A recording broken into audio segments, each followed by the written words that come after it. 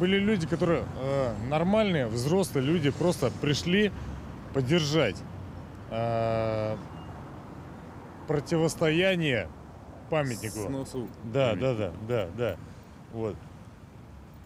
Но нашлись некоторые, скажем, молодые, психологически неустойчивые люди, которые начали бросаться камнями, бутылками. Вот это очень неприятно. Это я даже от своего лица скажу, это пошла прямая провокация. Но это нехорошо, это не нужно было делать. See oli väga jube ja ma vaatasin hilisõhtuni, vaatasin telekat ja siis ma oli tõesti hirmujudina, lihtsalt pisarad jooksid, vaatasin, mida ette Tallinnaga, nagu väga jube oli. Minu arvates politsei käitus väga adekvaatselt, selles mõttes, et põhimõtteliselt seda kõike massi ei oleks saanud nii kontrollida, et kui siia oleks saadetud 50 politseinikku, siis see oleks, ma arvan, hullemaks teinud, et põhimõtteliselt, sa näed välismaal on vist samamoodi, et inimesed peavad lihtsalt maha, peavad ise rahunema.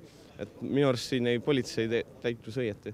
Русские правы, а вот эстонцы, они напрашиваются на проблемы, а это как бы и наша территория тоже.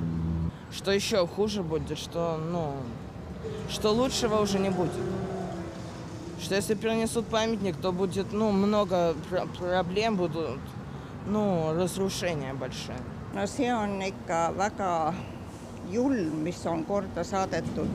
Ja üks asi, see on haiglaslik käitumine. See lõhkumise instinkt on nendele vene noortele sisse kodeeritud. Ühesõnaga kõik, mis on terve, ilus, ainult nõuta. Meile meeldib siin elada selles keskkonnas, aga meile ei meeldi seda keskkonda hoida. Я на самом деле считаю, что разгром – это не решение проблемы. Они просто усугубили ситуацию тем, что добавили проблем обыкновенным гражданам, которые вынуждены страдать в пробках, опаздывать на работу из-за этого. Но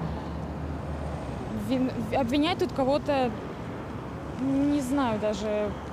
Пусть решают в парламенте тогда, что делать дальше. Но то, что сделано, это демонтаж памятника, это они, конечно, поторопились. Очень поторопились.